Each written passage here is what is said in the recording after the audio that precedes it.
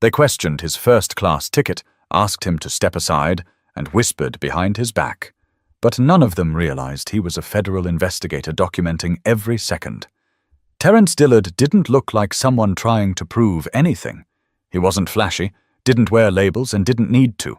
A dark grey sport coat over a crisp white shirt, navy slacks, leather shoes shined to a soft gleam. Everything about him spoke of a man who knew who he was and had nothing to prove to anyone. Gate 10 at Dallas. Love Field was buzzing with pre-flight chatter as usual. The loudspeaker called first-class passengers for Flight 265 to Seattle. Terence stood, adjusted the strap on his leather briefcase, and walked toward the boarding lane marked Priority.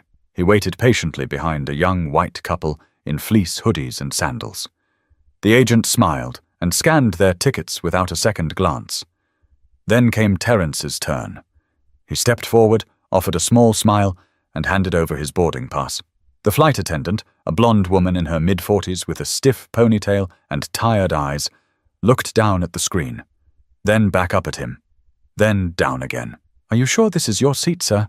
she asked, her voice a little too loud. Terence gave a polite nod. "Yes, ma'am. Seat 2A. First class." She didn't scan the ticket. She just stood there, blinking like her screen had frozen. "I'll just need to double-check something real quick," she said, then turning away. "Can you just step aside for a moment?" There it was, the shift. Small but sharp.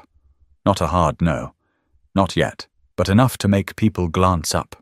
Enough to draw attention that didn't need to be drawn. Terence moved to the side, calm on the surface. Inside, he felt that familiar flicker. Not anger. Not yet. Just a deep, internal sigh. He'd seen this kind of thing before, more times than he could count. But this time it wasn't just happening to him. It was happening while he was on duty. Even if no one around him knew it yet. He watched the line move forward. No one else was questioned. A teenager in an oversized hoodie strolled past and scanned in without a word. A man in a faded fishing cap winked at the flight attendant as he passed. She chuckled, scanned him in, and didn't even glance at his name. Terence checked his watch. He wasn't in a rush. He had blocked off the entire day for this trip. And if anything, delays only added to the report he was mentally filing. The first-class line emptied. The woman returned, now with another attendant, younger, maybe mid-30s, redhead, wearing an expression somewhere between suspicion and confusion. They both looked at his boarding pass, then at each other. "I'm sorry, sir, but we're just trying to verify your seat assignment," the second woman said. Terence kept his voice low and even. "What exactly are you verifying?" The older attendant shifted. "We're just not seeing this seat under your name in the system. It's probably a mix-up. Happens sometimes." He gently retrieved the boarding pass from her hand and held it up. "My name is Terence Dillard. Seat 2A. TSA pre-check. And yes, I booked directly through the airline's website. Same as always." The second attendant's smile was tight. "It's probably just a glitch. Like she said, just need to confirm it with the supervisor. It'll be quick." He gave a short nod and stepped further to the side. Behind him, a few passengers whispered. Someone 2 rows back laughed under their breath. One man muttered, "Knew this would happen," just loud enough for Terence to hear. He said nothing, just stood, watching the gate agent pick up a phone and make a quiet call.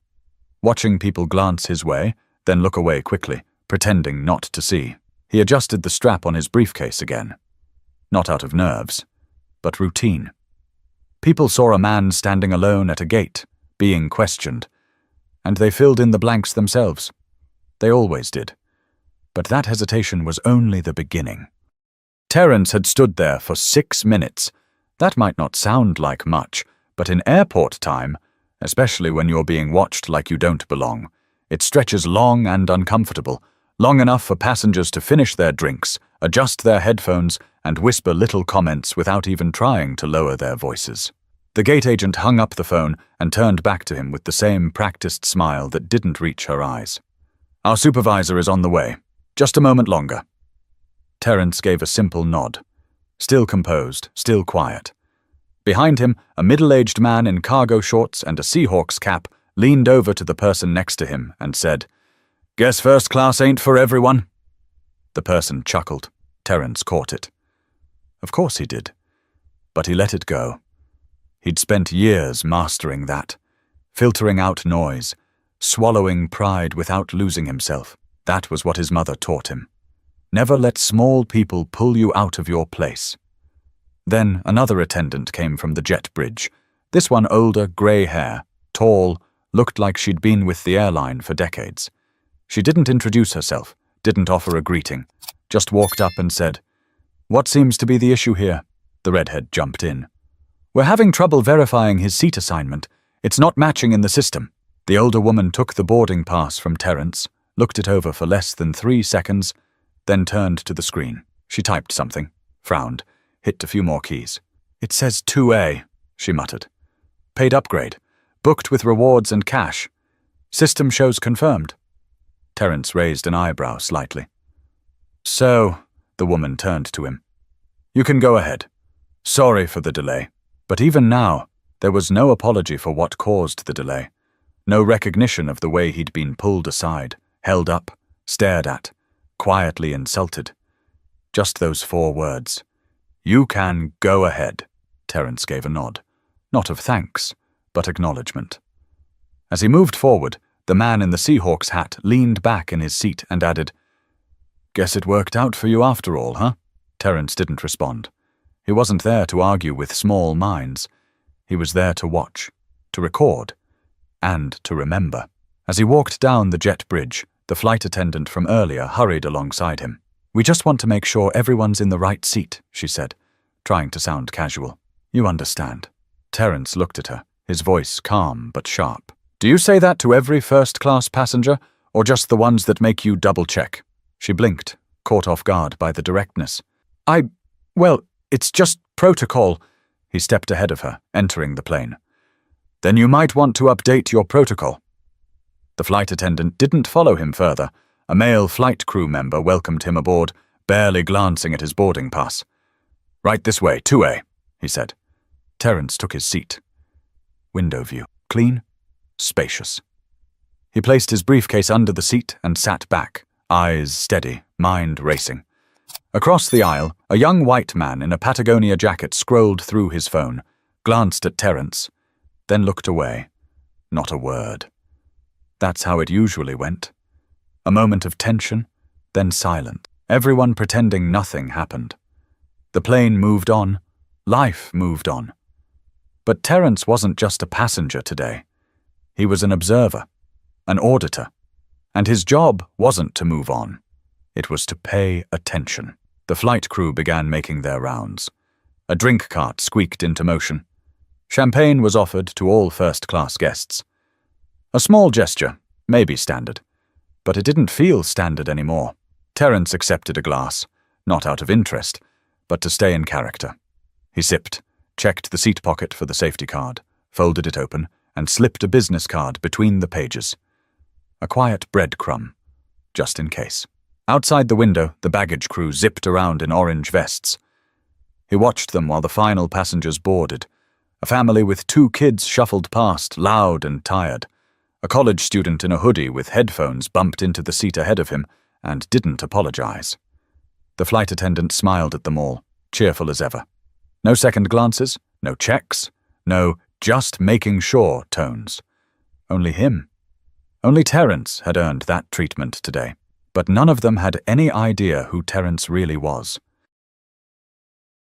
The cabin lights dimmed slightly as the plane doors closed. The captain's voice came over the speakers with the usual pre-flight chatter.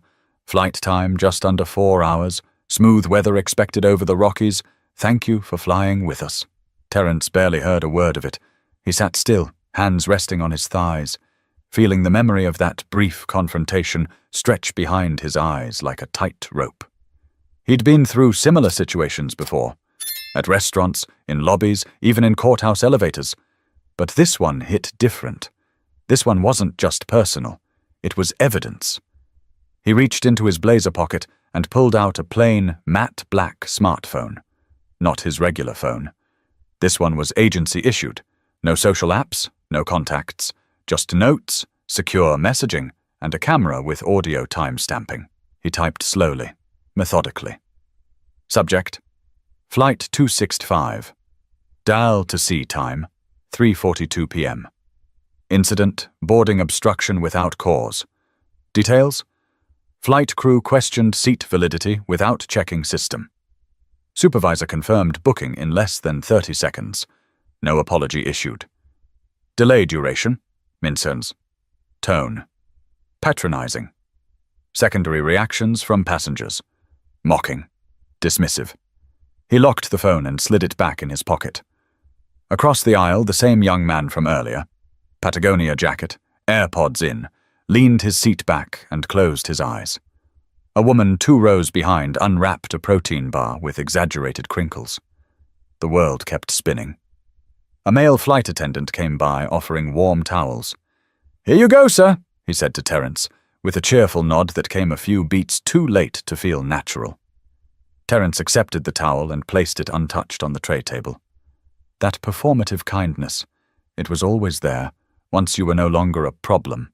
They smooth it over with small gestures, thinking it erases the disrespect that came before, as if a moist towelette could wash off the memory of being treated like a trespasser in a space you paid for. 15 minutes passed. The engines fired up. The plane began its slow crawl to the runway. Terence glanced around the cabin. An older white man behind him was already asleep, mouth open. A businesswoman typed something quickly on her laptop, frowning at a spreadsheet. The world didn't pause. Not for indignity, not for discomfort, not even for the truth. Then, something caught his eye. Row 4, right side. A mother in her late 50s, brown skin, short curly hair, was making her way to the back with a toddler. Her boarding pass was in her hand. Her economy seat was farther down. She'd asked a flight attendant if she could just stand in first class with the child for a moment while he calmed down. The attendant, same redhead from the gate, shook her head. "I'm sorry, Mom, but this is the first class section. You'll need to move back now." "But I'm not asking to sit, just standing, just for a minute." "Ma'am," the attendant said, louder this time, "you're blocking the aisle. You need to return to your seat." Terence watched her shoulders drop. She gave a quiet, "Sorry," and walked down the aisle with the boy now squirming in her arms. 2 rows later, a white teenage boy came up from coach and leaned across a first-class seat to speak to someone. No one stopped him.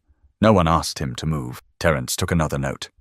People think discrimination always screams. Sometimes it whispers. In who's allowed to bend the rules and who's forced to obey every letter of them. The plane taxied to the runway. The cabin rattled gently, then lifted into the sky. Terence turned to the window and watched the buildings shrink away beneath them. Then he closed his eyes for the first time since boarding. He didn't sleep. He thought. About his job. About how often people asked if what he did even mattered. About the times people told him, things aren't like that anymore. But it was only the first hour of the flight, and already he had more than enough to report. But the clock was ticking, and the audit had already begun. About an hour into the flight, the seatbelt sign blinked off and passengers started settling in. Terence kept his tray up, hands folded, mind sharp. His job today was to observe, not just what was said out loud, but everything that wasn't. Body language, side glances, hesitations, all of it. The same red-headed flight attendant reappeared, now all smiles and soft tone. "Can I get you something to drink, mister?" She glanced at the manifest in her hand, pretending to check, even though she already knew. "Dillard," he answered evenly. "Just water." "Of course. And thank you for your patience earlier. We had a little tech hiccup at the gate. These things happen, you know." She gave a polite laugh, the kind that asked him to let it all go. Terence smiled, but it didn't reach his eyes. "Do they?" The smile on her face faltered for a second, like a crack in plaster. He leaned back in his seat and added, "Interesting that the hiccup only seemed to apply to me. None of the other passengers in the first-class line were asked to wait." She opened her mouth, but nothing came out. Instead, she turned and went to fetch the water. That was when the passenger across the aisle leaned in slightly. Grey blazer, silver hair, maybe early 60s. He looked like the kind of guy who played tennis on weekends and golfed during the week. "Didn't mean to overhear," the man said, voice low. "But I saw what happened back at the gate. Bit ridiculous, if you ask me." Terence turned to him. "Appreciate you saying that." "Yeah. They didn't question anyone else. Felt like they were checking something that had nothing to do with a boarding pass." Terence nodded once. "You're not wrong." The man paused. "You fly often?" "I do," Terence replied. The water arrived. The flight attendant placed it gently on his tray like it was fragile glass. "Let me know if you need anything else," she said, eyes flickering. Terence waited until she walked off. Then he reached into his inner jacket pocket and pulled out his ID. It wasn't the usual kind. No fancy badge, no shiny emblem, just a clear federal credential with his name, title, and agency. Terence Dillard, Senior Investigator, U.S. Department of Transportation, Office of Civil Rights and Aviation Compliance.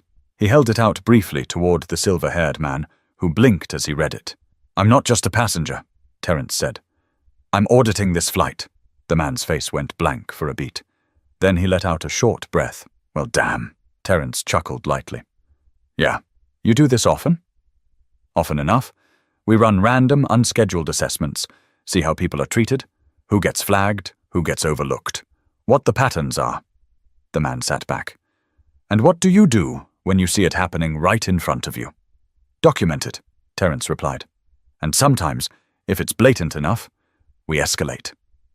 A few rows ahead, the flight attendant handed a beer to a passenger who made a joke loud enough to reach halfway down the cabin. Something about flying being the last place where people know their place. The joke landed hard with the guy next to him. Terence didn't laugh. He took another sip of water and typed 2 more lines in his phone. He knew better than to confront crew mid-flight. That wasn't the point. He wasn't here to humiliate anyone. He was here to observe how people behave when they think no one's watching closely. And today, they'd shown him plenty. An hour later, the flight crew distributed meals. Terence was suddenly offered a complimentary upgrade. "We'd like to thank you for your loyalty," the redhead said, flashing a new version of her smile. He took the meal, but said nothing. Let the silence do its work. But Terence wasn't finished collecting data, not by a long shot.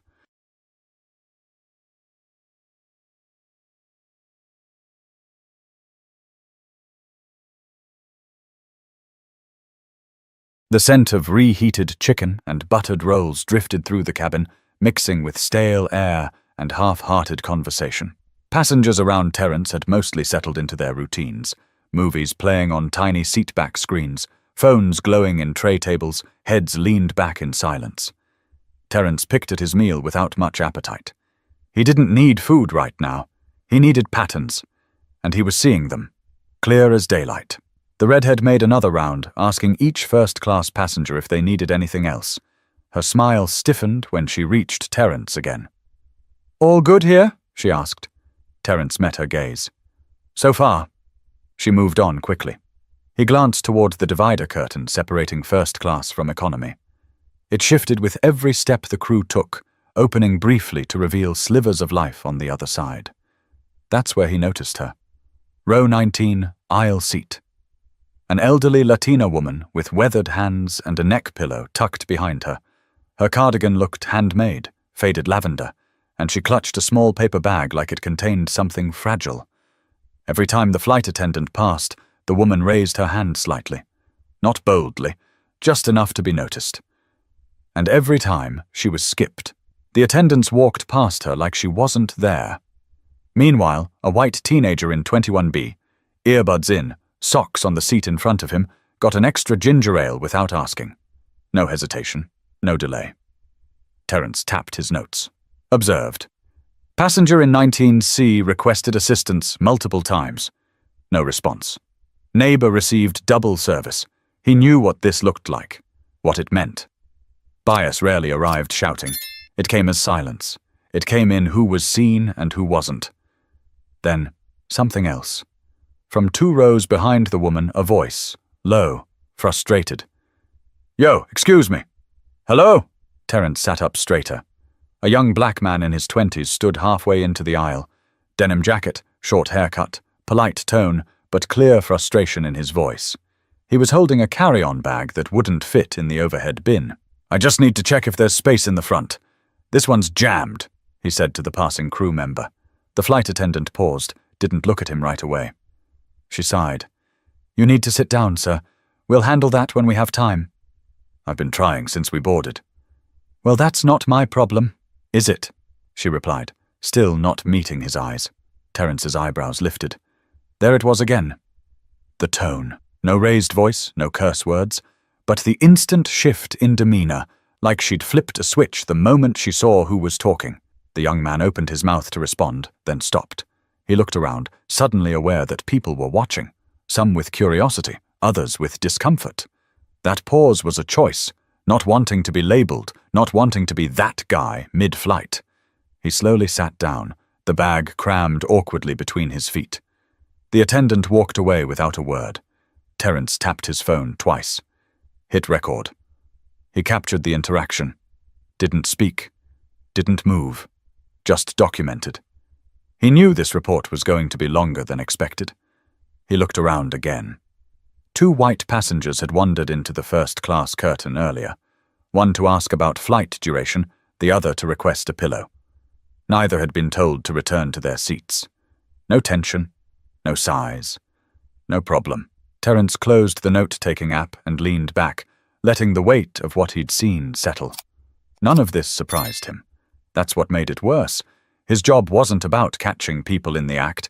It was about proving, in black and white, what so many still denied. That some passengers are handled, others are helped, and most days it depended entirely on who was doing the asking. But back in economy, something happened that made him press record.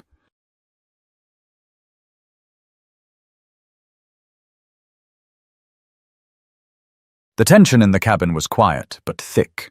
You wouldn't notice it unless you were looking for it, unless you'd lived through it before. Terrence had, more times than he could count. He kept his phone recording as he shifted in his seat, eyes still on the young man in row 21.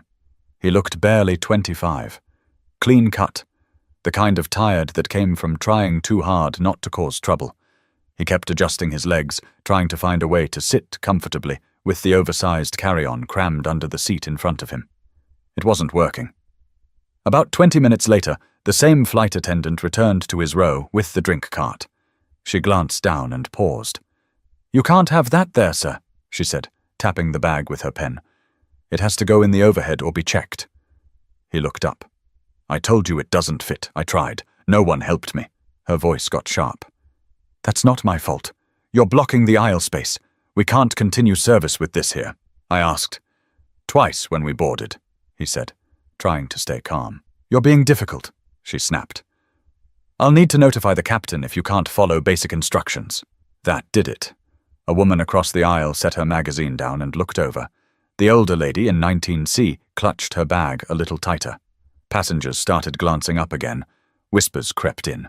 Terrence's phone stayed steady in his hand. Screen dimmed. He zoomed in just enough to catch the exchange clearly. The young man stood up, hands raised slightly, not aggressively, just open, as if to show he wasn't a threat. "Look," he said. "I didn't pack the bins. I just asked for help, that's it." The attendant took a step back. "Sir, I'm going to need you to take your seat immediately or you may be removed when we land." He froze for a second, looked around. No one spoke. Not one person. Terrence's jaw tightened slightly. He'd seen this exact moment before. The quiet crowd, the worried glances, the everyone just wants to get home silence. People who claimed to be allies in conversation turned to window watchers when it mattered. The young man slowly sat back down, his voice low now. "Man, I didn't even raise my voice." The attendant marched away without another word. Terrence stopped the recording and saved the file. Then he stood.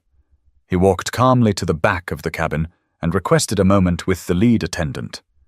A tall man with kind eyes met him near the galley. "Everything all right, sir?" he asked. Terrence showed his credentials without saying a word. The man took a second, scanned it, and blinked. Are you—" he lowered his voice. "This flight is under review?" Terrence nodded. "Unannounced audit. documenting service patterns and discriminatory conduct. The man looked away, suddenly very aware of who had been working which sections. I understand, he said quietly. I'll let the crew know you're on board. No need. Terence replied. They'll find out soon enough. Back at his seat, the young man was now sitting completely still, shoulders hunched, staring ahead. Terence sat back down, opened a new note and wrote, Incident escalation observed. Passenger labeled difficult after multiple ignored requests. Threatened with removal for non-compliance with an impossible request. He paused, added, No intervention from crew. No support from surrounding passengers. Silence. He watched the sky out the window for a moment, the clouds layered like torn pages. Then he turned back to his screen, flipped through past entries, and shook his head once. It was almost always the same story. Different faces, different cities, same script. But once the plane landed, Terence made one call. The wheels touched down on the tarmac at Seattle-Tacoma International with a soft thud, and the cabin gave the usual quiet applause from the passengers who still felt the need to thank gravity. Terence didn't clap. He simply shut off airplane mode and tapped open the secure app on his agency device.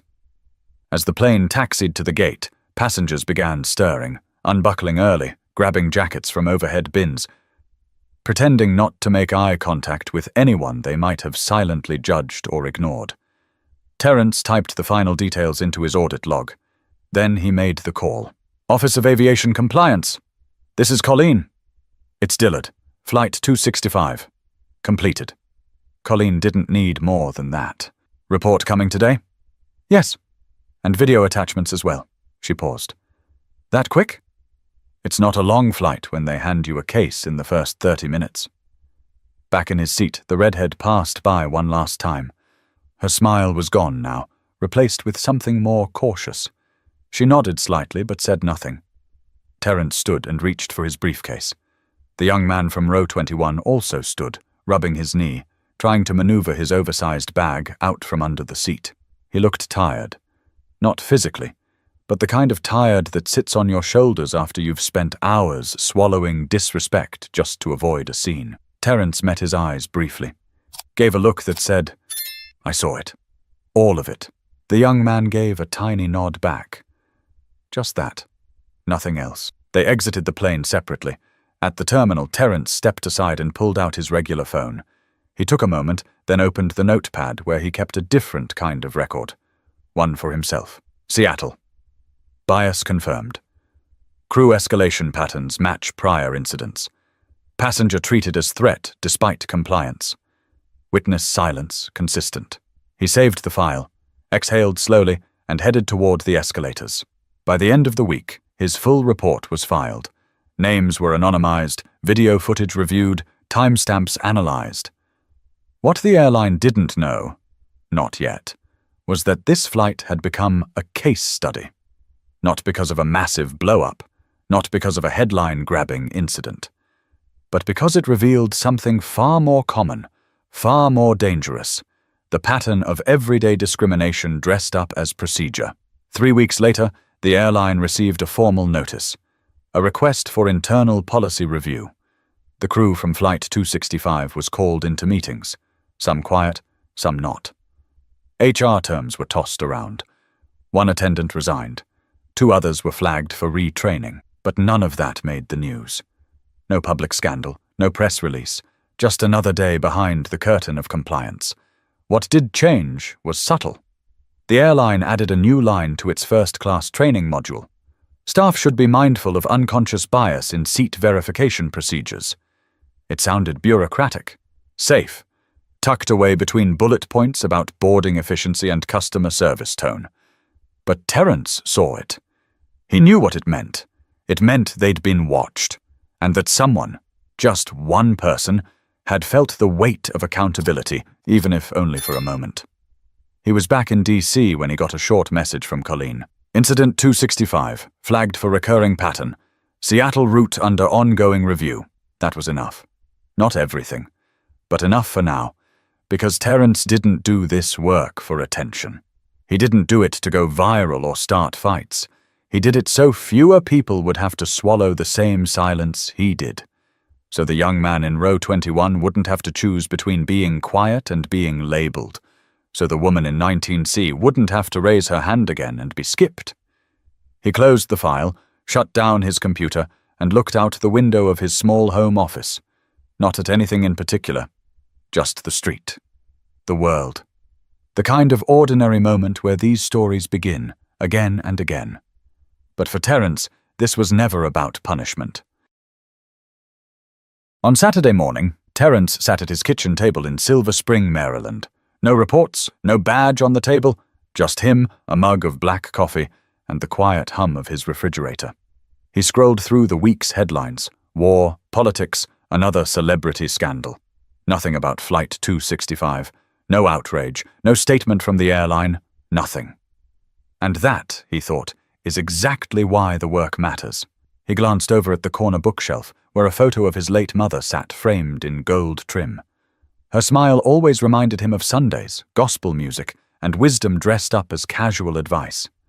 "Stay calm, baby," she used to say. "But never stay silent. Silence don't keep you safe. It just keeps you stuck." She knew something about being stuck. She'd worked for 38 years as a nurse in Cleveland. Always the one covering holiday shifts, always the one asked to explain herself twice. She never complained, but Terence remembered how her voice changed when she got home. Softer, like it had been carrying more weight than she let on. That's where he'd learned it. Not just how to carry himself, but when to speak and when to listen. He picked up his notebook and added a few thoughts. Not for the audit, just for himself. It's not the yelling that does the damage, it's the disbelief. The moments when you're told you're imagining it, that your experience is inconvenient, that maybe, just maybe, you overreacted. That was the real erosion, the wear and tear of always having to prove what you already know is true. His phone buzzed, a text from a friend who worked in transportation law. "Heard about your last audit. Subtle but sharp. Nicely done." Terence smiled. That was the goal. Not drama, not headlines, just proof. Documented, undeniable proof. He thought again of the young man in row 21, still probably thinking about that flight, still wondering if he did something wrong. Terence wished he could tell him, "No, you didn't. You were just too visible in a space that prefers you quiet. You were asking for help in a system that assumes you're asking for trouble." He thought of all the people who had stayed silent on that flight, the ones who saw, heard, and chose to look away. And he didn't blame them. Not completely. People get tired. People get scared. But silence is still a choice. Maybe that's the real lesson. That everyday bias doesn't always scream. Sometimes it's a shrug. A delay, a raised eyebrow at a boarding pass, a skipped hand in row 19. It's not always dramatic. That's what makes it dangerous. Terence didn't expect the world to change overnight, but it would never change at all if people kept pretending there wasn't a problem. And change, real change, starts small. With a look, a question, a moment of courage in a quiet place. He finished his coffee, stood up, and walked to the window. Outside, a kid was helping his grandfather unload groceries. Nothing big, just life, unfolding on its own time. And that's what Terence fought for. Not attention, not status. Just the right for people like him to move through life without being checked twice. Before stepping away, he opened his notes app one last time. To anyone who's ever been stared at for taking up space they paid for. You're not imagining it, and you're not alone. Stay calm, but never stay silent. If this story made you pause, made you think, or reminded you of something you've lived through, subscribe for more real stories. Stories that don't always make the news, but still need to be told.